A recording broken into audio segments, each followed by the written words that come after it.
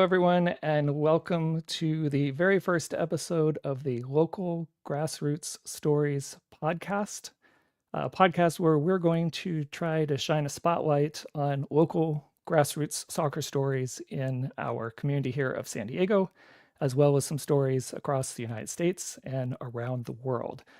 And right off the bat here, I want to bring in my co-host who's going to help me out with the series, and then we'll start talking a little bit about what we're trying to do on the Local Grassroots Stories podcast and give a little bit of a history of soccer shorts, and give the audience a little call for action to get us ready for our upcoming series of shows that we're going to be doing on the podcast, as well as the new upcoming Soccer Shorts documentary series, which the first episode should be dropping around the end of March. So without further ado, I'll bring in my co-host. Some of you, if you're local here in San Diego, especially if you're a member of the local supporter group, you will be very familiar with him. He helped out with a lot of the podcasts, especially the Loyal Locals podcast as a semi-regular host at times. He helped with one of the analytic podcasts that we had for Bums Breakdown, and then a post-game show podcast called Bums Last Call. So please welcome to the show, Mr. Dylan Wilson. Dylan, thank you for being here. Yeah, thanks for having me. It's good to be doing this again, busting out the microphone. Yeah, it's been a while, hasn't it? It absolutely has. And you know what? I got this nice microphone and headphone set like mere weeks before we found out that Loyal would be ending things in 2023, and therefore my podcast would be ending. So I haven't gotten to use this in a long time. So it's nice to get the old gear out.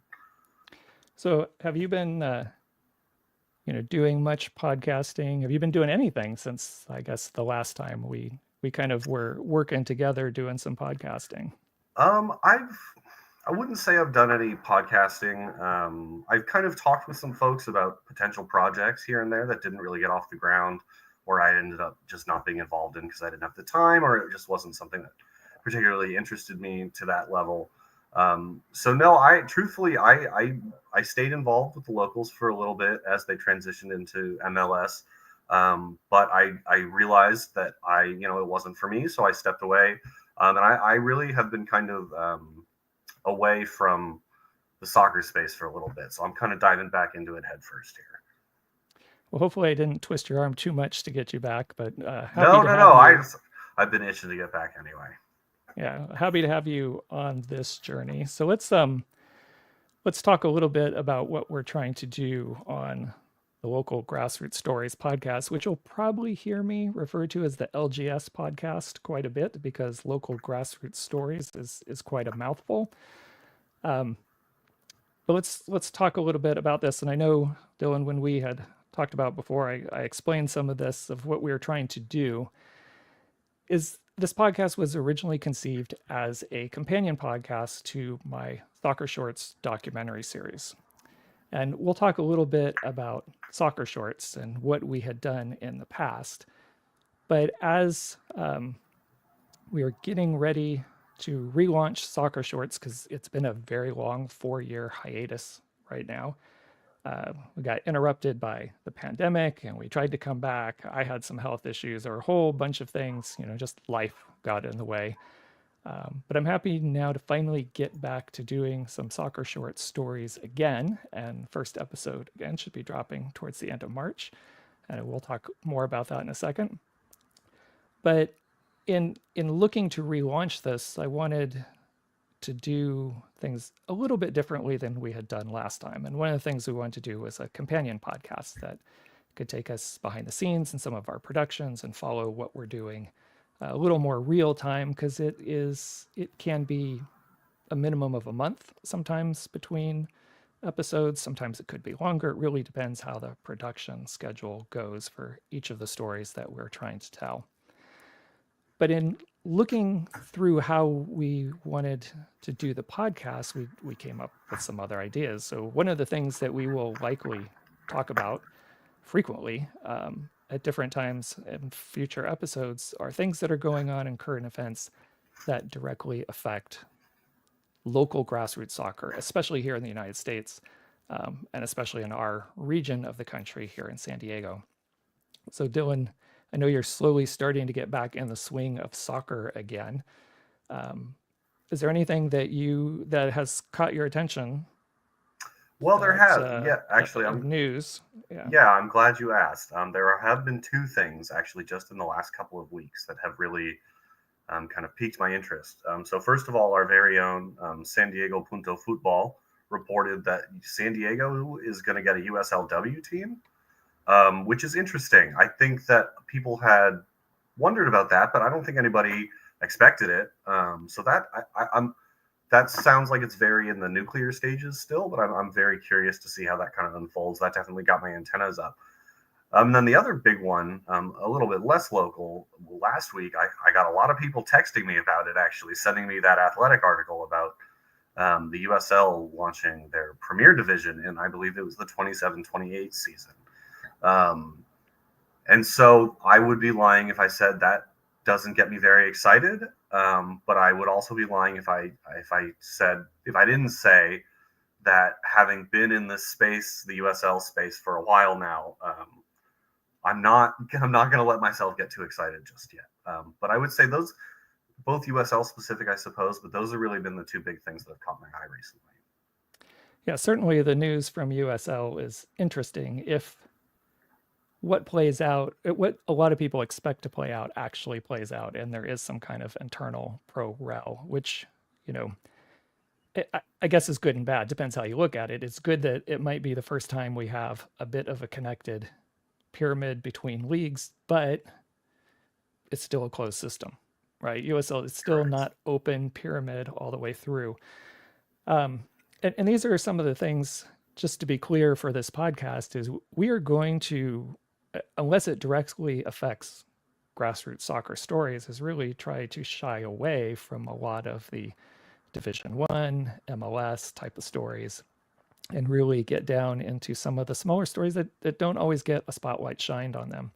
And we want to do that. We want to shine a spotlight on those stories and highlight some of those things, because I don't know about you, Dylan. For me, I enjoy watching Champions League. I like watching top level soccer. It's amazing to see these athletes on both the men's and the women's side compete at their best, right?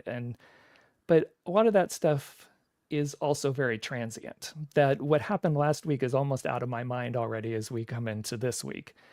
And I find, for me, when I think back about the things that I really connected with in terms of soccer and soccer stories and the power of the beautiful game, they a lot of time tend to be stories and things that happen on a smaller level that have a deeper impact, rather than somebody who had a hat trick in the last match kind of thing, which it might stick with you. But for me, those stories about the fans, the people who make up, we'll call it in a very different sense, the base of the pyramid. I mean, we talk about the pyramid and a lot in terms of merit and teams moving up, but really it is like a pyramid in the sense that you have your elite level players at the top, but the base and really what makes everything work is the people and the fans who care deeply about the game. And those are some of the stories we really want to tap into.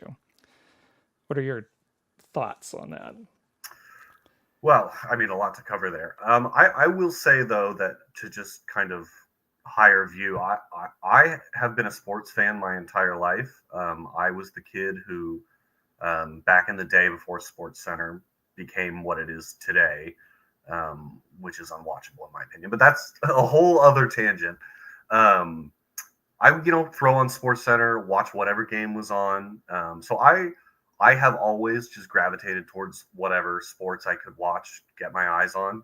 But when I got to football, soccer, whatever we want to call it, when I was in high school, something about it did click for me. It was different, and the thing that was different is the community. I think is really the best way I can describe it.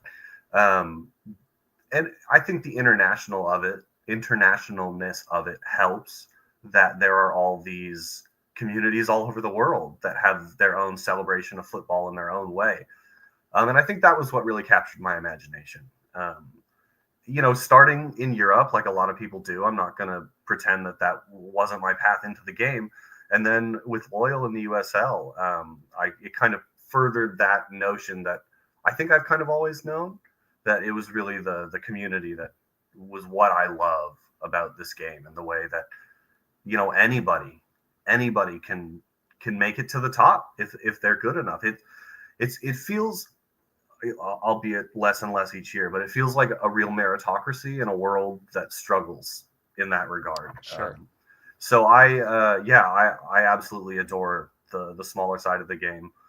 You even mentioned the Champions League. I'm a fan too. I watch the Premier League every weekend, and the Spanish League, whatever I can get my eyes on, like I said. But the things I'm always looking out for are the underdog stories. Shamrock Rovers in the Europa Conference League, being the first Irish team. I saw Club Brugge today in the Champions League.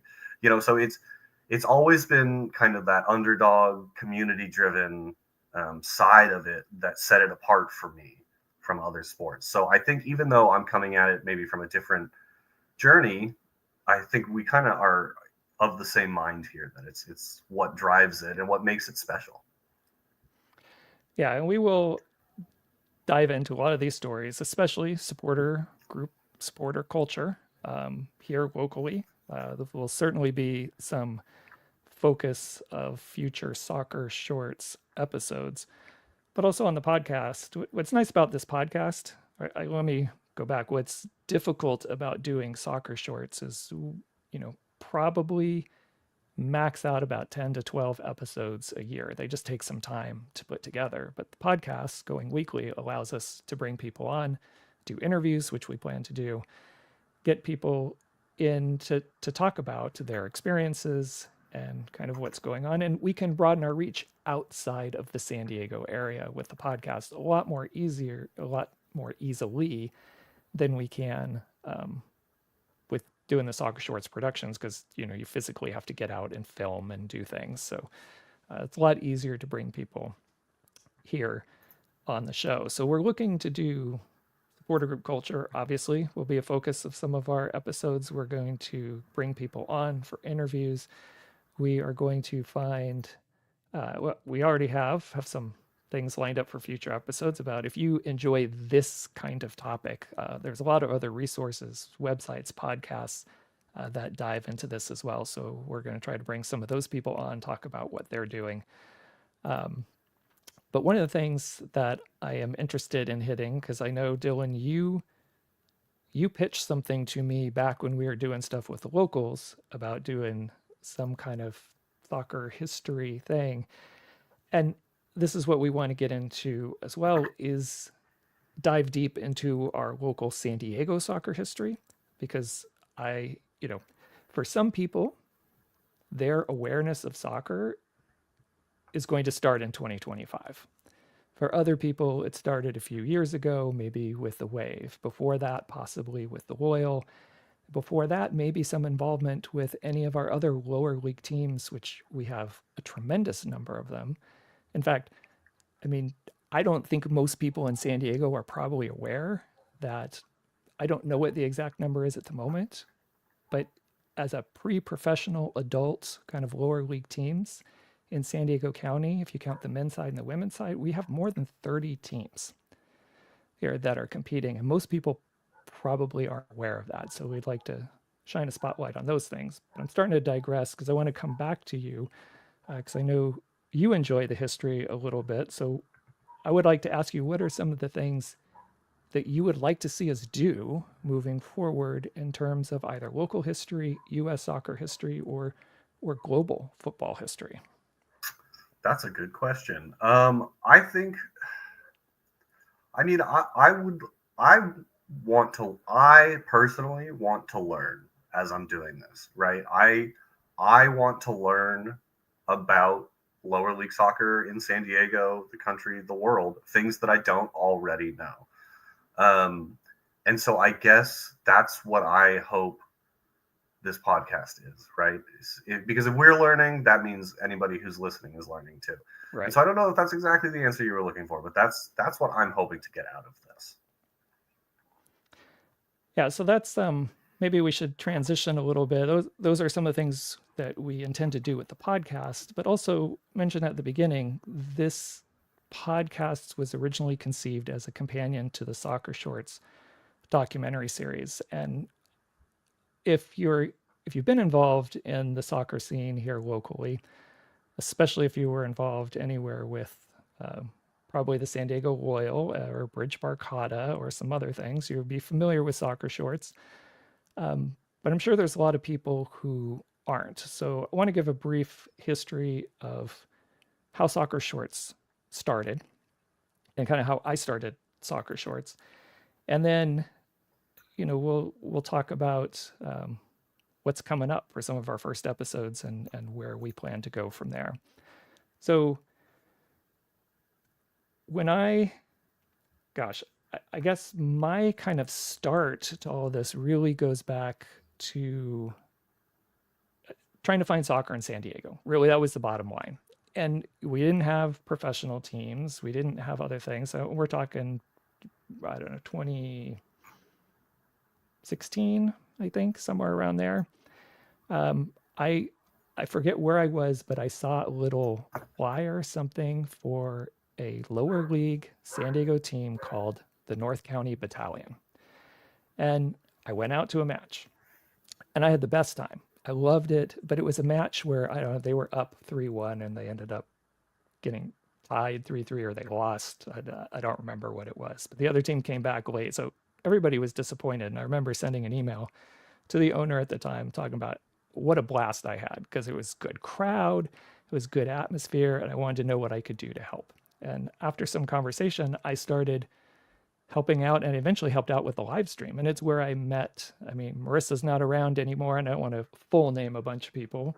But for those of you who know Marissa, that's where I first met Marissa. It's where I first met DK. It's where I first met a whole bunch of people in our local soccer community, or at least broaden my range from what I already knew. And then I started helping with the live streams and working with Nate Abarea, who did the broadcasts. I did that for a couple of years, but in that process, that's when the Chargers left. And immediately, for those who were here at the time will remember, we had the Soccer City initiative was announced like within a week or 2 weeks after the Chargers officially announced that they were leaving. And I was super excited to get a professional team in San Diego. And I decided right off the bat that I was going to document this. And I did. I was out at the Midway and I was filming and I did a bunch of interviews with people.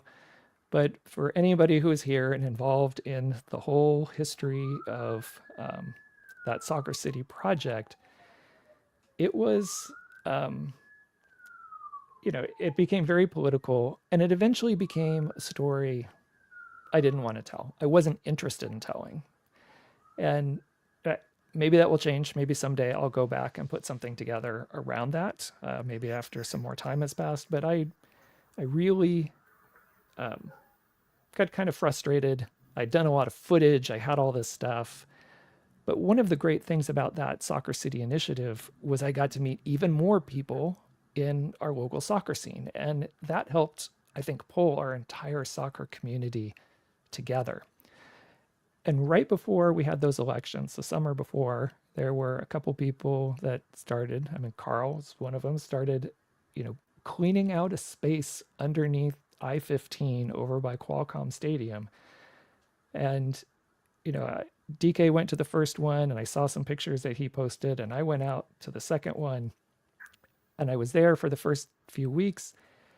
And I really thought somebody should be documenting this. So I just started bringing my camera around and I started filming stuff. I started doing some interviews and covering what eventually became Bridge Barcata was the start of what became the Soccer Shorts documentary series.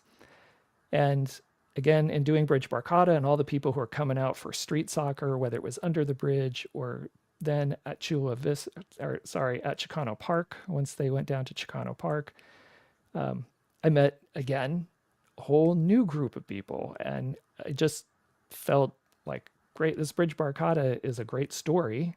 Let's tell that. but there's so many other stories here to tell. And ultimately, for soccer shorts, that's what it's come down to for me. Like I told you, I didn't want to do the Soccer City Initiative one because it just didn't interest me. And I didn't. I think someone should tell the story. I think it's an important story to tell, but I like to do stories that I find interesting. So kind of what you said, Dylan, just a second ago about, I hope we learn a lot from here. It's one of the things I love about doing the soccer shorts series is I learn so much from the people that I'm covering and creating this documentary to help them tell their story. So that's kind of the history of soccer shorts and how it started. And we were going fine for about a year, and then the pandemic hit, as we said, and I had about 5 episodes in production that immediately got halted. So one of the things we're trying to do is pick back up on some of those so we can actually finish the job and tell those stories. But I'd like to ask you, Dylan, because you're not a native San Diegan and you haven't been here forever. When did you first hear about soccer shorts? Because I'm always curious as to what was the door that got them into hearing about the series. Yeah, sure. So no, I'm not from San Diego. I grew up in the East San Francisco Bay Area. I was born in Oakland, and then we moved east to a smaller town near Walnut Creek, if anybody knows the area. So I moved down to San Diego in 2019, the summer of. So I didn't know it at the time, but I suppose that was not too long in the wake of the Soccer City vote. And I, at that point, was pretty interested in football. And so I had read about, actually, funnily enough, I read about 1904 starting up in 2019. So I went to a couple games at Qualcomm for that. And that was cool. I met some interesting people there. But I was still pretty new to the town, so I didn't I didn't know any real. I was there by myself, right? So I was just kind of like chatting with whoever I could. And then I heard about Loyal, and I got not so much involved, but I really was interested in that. I liked what they were doing. I knew Landon was involved. I'd met some cool people who had told me they were involved with the supporters group. I had recently gotten to know Weston, who was going to work for the club. So I got more and more involved with Loyal at the end of 2019 and was pretty amped on it going into 2020. And then obviously the pandemic hit. And then during lockdown is actually when I discovered soccer shorts. I found the locals documentary that you had made about the formation of the supporters group. So I watched that, and I guess I didn't realize that was you at the time, but yeah, so that was my introduction to the series. Yeah, your mention of 1904 is interesting. Only, it jogs some things for me because that also the supporter group that was there for 1904, I started a story on, and that was even before Loyal, and you would have think that would have eventually wrapped up, but other things came up, and that's what happens sometimes with these stories is you kind of have a few things in the fire and you start pursuing a couple of different things. You're not really sure which one's going to take off or be able to finish, because sometimes people have conflicts with interviews or getting together. It just doesn't quite work out. Or like 1904, there was just with NASL folding and then the lawsuit and then how 1904 was shifting around. Part of that was also waiting to see where they ended up. But for those that don't know, I mean, an interesting story is the kernel of the supporter group that is now Dago Boys, that is supporting SDFC, came originally from that 1904 group. Now, I don't know if I'll talk to him about it, but Chavito, one of the leaders there, I don't know if he remembers exactly, but I was back there and did an interview with him and some filming, and was there at the very first 1904 match at Qualcomm Stadium and in the section filming. So I have some original footage, which will be nice if we are able to get a story profile on Dago Boys that we can put together to kind of go back, to that long history of story, which is also I guess, an advantage if you hang on to your footage, that sometimes you get some good stuff from way back when that you might not have been able to get anything from to have. So these are one of the stories, hopefully, that we'll be able to finish. But the big one that I started and was getting moving forward, and then the pandemic really just messed everything up, was doing the two balls and a mic. And I'm happy to announce that our very first episode that will be dropping in March is going to be not on two balls and a mic specifically, because they've evolved and changed over the last few years, right? So now it's San Diego Punto Football. It's a larger umbrella and they cover more things. So now the episode is going to be on San Diego Punto Football, and we'll do a deep dive into the history and how it evolved, and get some. I've already done some shooting with the guys over there, so I'm looking forward to. Got to do a few more interviews and putting some things together for that particular episode, but that will be the first one that drops at the end of March. That will kick off this renewal of Soccer Shorts. But we're actually looking to do more stories. So first, Dylan, before I have a question I want to ask you, but before I ask you, uh, any thoughts on the San Diego Punto Football episode? Anything you Um, want to see or know about San uh, Diego Punto Football? yeah, I'm sure there is. I don't know off the top of my head. I actually have more of a funny anecdote though. Um, this would have been, I guess, early 2020 probably. I went and played foot golf with Weston at Mission Bay Park with Tony and Chiva, but I had no idea who they were at the time. And then it was only like later that month, probably, when Loyal kicked up and somebody introduced me to the podcast. And I was like, oh, I know those guys. So it was kind of funny because Weston had told me they had a podcast before we started, but I didn't put two and two together, I guess. So I was like, oh, these are Weston's buddies. We were talking about like PlayStation 5 versus Xbox, One or whatever it was. But yeah, so that was kind of a funny little introduction to those guys. Yeah, I don't know. So I don't really have anything else. Yeah, so that I think that is not an uncommon kind of story, especially how things have evolved and changed. And we've had I think, some very key drivers that have helped.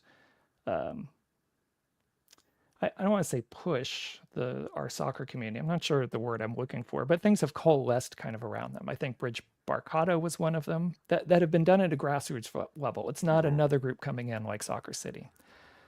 I think two balls and a mic, huge effect on this soccer community. Like, they have been there weekly doing their show since February 4th, 2020, I believe, was their start date.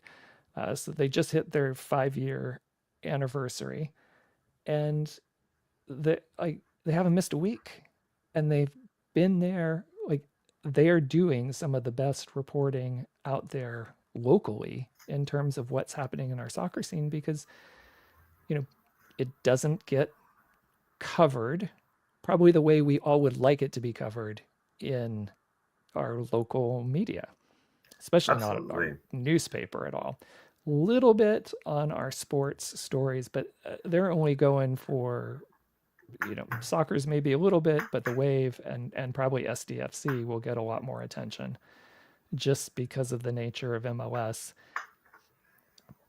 But Tony and Chiva and Abraham now, who's been with them, like, they're there, they're doing interviews, they get exclusives with coaches and players. I mean, if you want to know what's going on in terms of soccer in San Diego, like, that should be your go-to source. They have some of the best content out there, and I'm really excited to finally wrap up this story that we actually started, I think, maybe in late 2020. Maybe it was a little bit into 2021 when we started filming and planning out to do the podcast. But it was one of those 5 that got interrupted, that I'm super happy that we can we can finally close the door and tell their story. And I think it's such a better story now of where they are 5 years later from where they were kind of when they started. So very happy for that. So here's my question, Dylan.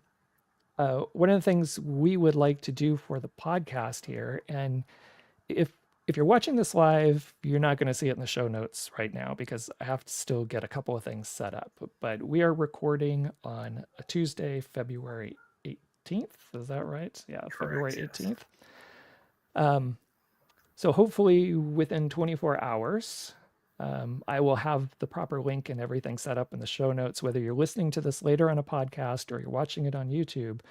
But we'll have a link there where you can basically send us a text. It's super easy. Don't have to email or anything else. You just click the link and shoot us a quick text. But we want to hear from our soccer community and our listeners and our Soccer Shorts viewers to know what stories we should tell, especially here in 2025. And I picked the stories before that I thought were interesting, but I would really like some input from the community of what's out there. What are some things I may not be aware of that's a cool story that really should be told? Something that we could put together in a Soccer Shorts documentary and put it out there for the world.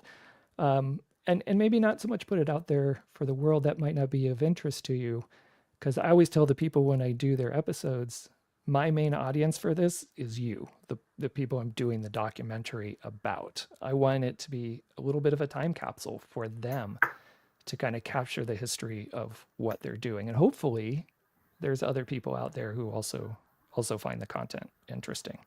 So my question is, what stories are out there that you're aware of or that you think you might, that you think there should be a Soccer Shorts episode on? Do you have any ideas out there? Probably would need to think about it a little bit. But yeah, I mean, I think we've talked about this already. One thing I would really love to do at some point, maybe when the Open Cup season rolls around, is do an episode. That's just a couple weeks away, really. Well, Yeah. maybe not first round, but you know, I don't think any San Diego teams qualified proper this year. But maybe I next don't year think so. we could follow the preliminary qualifying rounds. But I would really love to do, and maybe I could take this up at some point if you ever need an episode for a month, an episode just about the history of the U.S. Open Cup. I think it is the most fascinating piece of not just soccer but American sports history, really, like, period. And I say that as somebody who absolutely adores baseball, has been an American football fan for a very long time. Um, I appreciate the history and the story of those sports, but even the U.S. Open Cup has just some of the richest history, and some of it still exists today.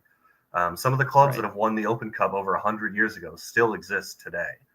And I would love to talk about just kind of the history of the Open Cup sometime.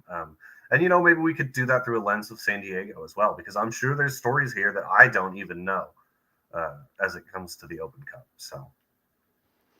Yeah, and that's something, I mean, certainly on the podcast, we can reach out and maybe that's a good idea. Maybe we should look at getting some guests from some of these teams that have been around and have a very storied career that maybe aren't in San Diego.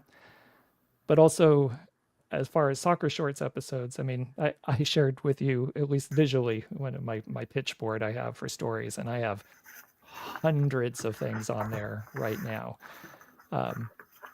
But what I really want, and we might at some point put out a poll or help us narrow down some choices of what we're looking at.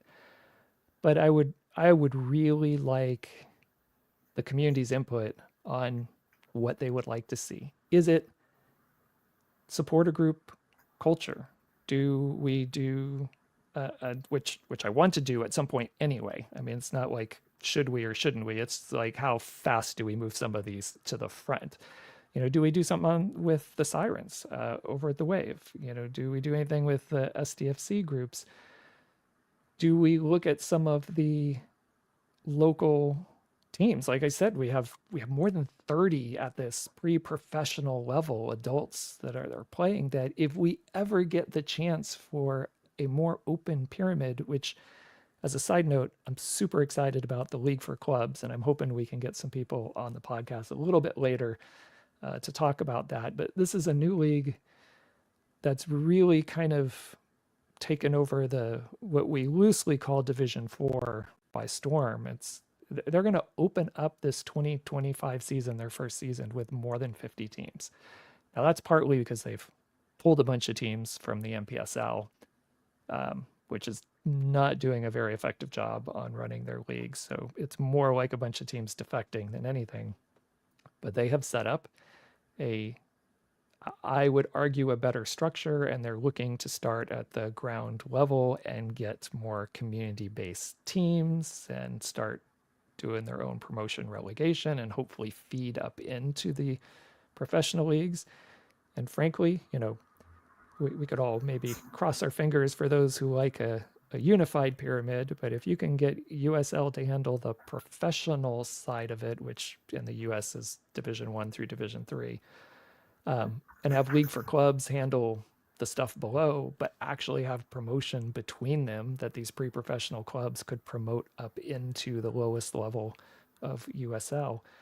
That could be the closest we may ever get in the US to an open pyramid.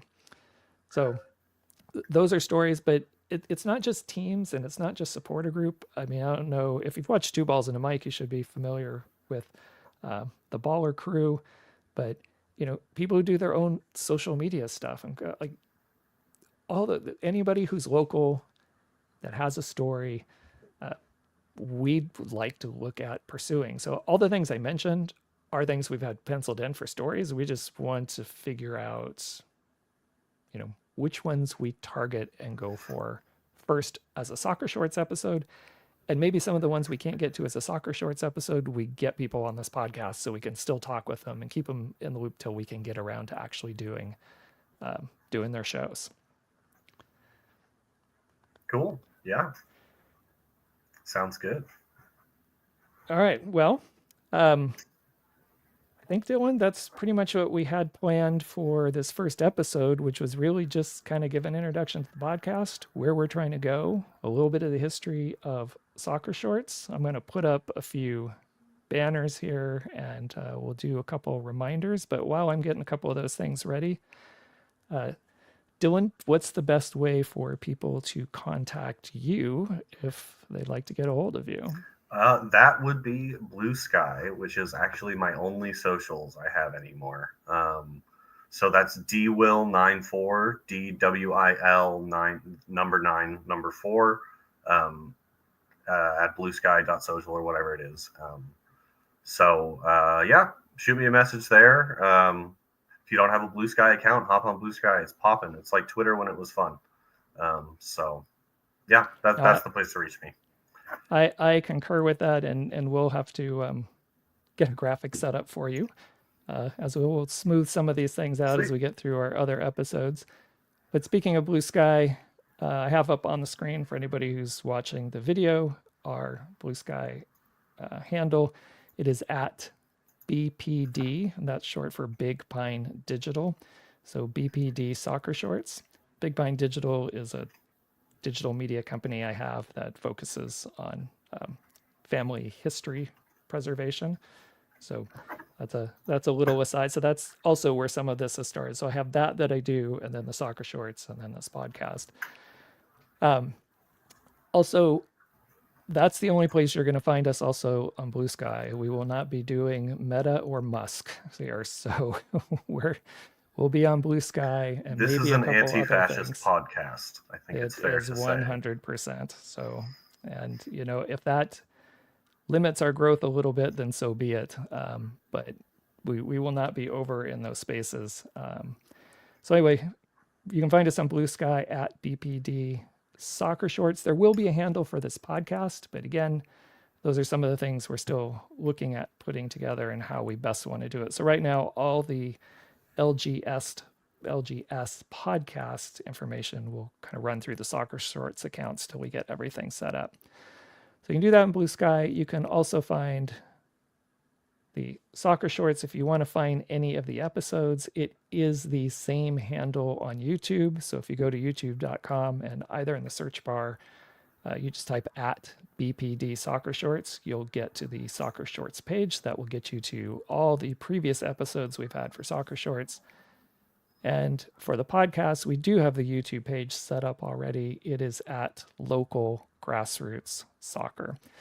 So, or story, sorry. I keep saying soccer. Local Grassroots Stories. So go there for episodes for the podcast. Go to the at BPD Soccer Shorts for any of the Soccer Shorts episodes. I'd also like to give a last mention that we are working closely together also with San Diego Punto Football, part of doing this documentary. Been able to have lots of conversations, especially with Tony and Chiva, and we're looking to do some more and more partnerships. So you'll probably find some of our stuff that we're doing here with the podcast and with Soccer Shorts cross-posted at the San Diego Punto Football website. And likewise, you'll get some show notes from us about San Diego Punto Football. So if you're finding this podcast and maybe you're not aware of the Two Balls and a Mic podcast, go to San Diego Punto Football. You'll find all the links there. You can find them also on YouTube at San Diego Punto Football. The Two Balls and a Mic podcast is on Mondays at 8 o'clock. And unfortunately, it's this time that works best for Dylan and I, but also at 6 o'clock on Tuesdays is the Soccer's Overtime podcast. So that should be going on right now concurrently. So if anybody is watching live and wants to head on over there, you could probably catch the end of the Soccer's Overtime podcast over at the San Diego Punto Football YouTube page. All right, I think that's all the notes that I have and everything. Dylan, do you have any last comments?